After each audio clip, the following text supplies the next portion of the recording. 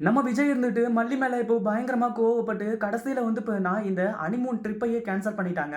அதாவது வெண்பாவுக்கு மட்டும் தான் வெண்பாவுக்காக மட்டும் தான் இந்த ஒரு ட்ரிப் அப்படின்னு சொல்லிட்டு விஜய் சொல்லிட்டு இருக்காரு. ஆனா வந்த பார்சல்ல என்னென்னமோ இருந்ததுனால அது எல்லாத்தையுமே வச்சு இவ ஹனிமூன் போறதா நினைச்சிட்டு இருக்கா. அந்த ஒரு காரணத்தினால தான் வந்து இப்ப இவ்ளோ பெரிய விஷயத்தையும் இவ செஞ்சுட்டு இருக்கா அப்படின்னு சொல்லிட்டு வந்து சொல்லி அந்த ஹனிமூன்கான அந்த ட்ரிப் வவுச்சர் அதாவது அந்த இதெல்லாம் இருந்துச்சு பாத்தீங்களா?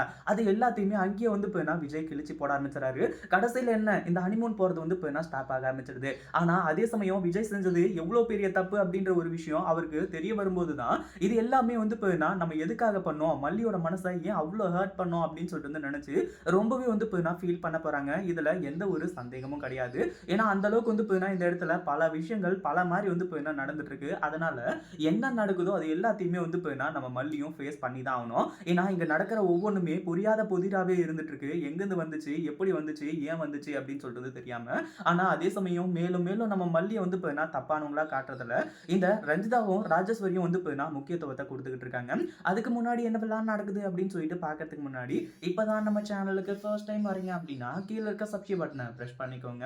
இப்போ நம்ம அதாவது நம்ம மல்லி வந்துட்டு ரொம்ப மனசுடைஞ்சு போயிடுறாங்க. ஏன்னா இந்த ஒரு விஷயத்தினால அவங்க எவ்வளவு சந்தோஷமா இருந்தாங்க அப்படின்ற விஷயம் எல்லாமே வந்து இப்போ நமக்கே நல்லாவே தெரியும். ஆனா அடுத்தடுத்து என்ன நடந்துச்சு அப்படின்னு பார்த்தீங்கன்னா வேற வழியே இல்லாம நம்ம மல்லி இருந்துட்டு எல்லாத்தையுமே ஏத்துக்கிட்டாங்க. விஜய் இருந்துட்டு இப்போ வந்து கோவிலுக்கு போறாங்க. எதுக்காக அப்படின்னு பார்த்தீங்கன்னா, அவங்களோட ஒரு அந்த குடும்ப ஜோசியர் அப்படின்ற மாரி இருப்பாங்க இல்லையா?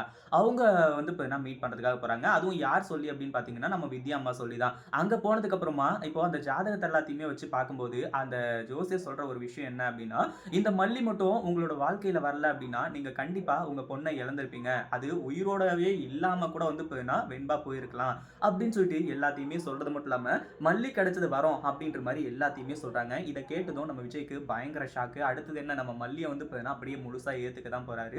இதை பத்தி நீங்க என்ன நினைக்கிறீங்க? அந்த வீடியோ பிடிச்சிருந்தா லைக் பண்ணுங்க, ஷேர் பண்ணுங்க.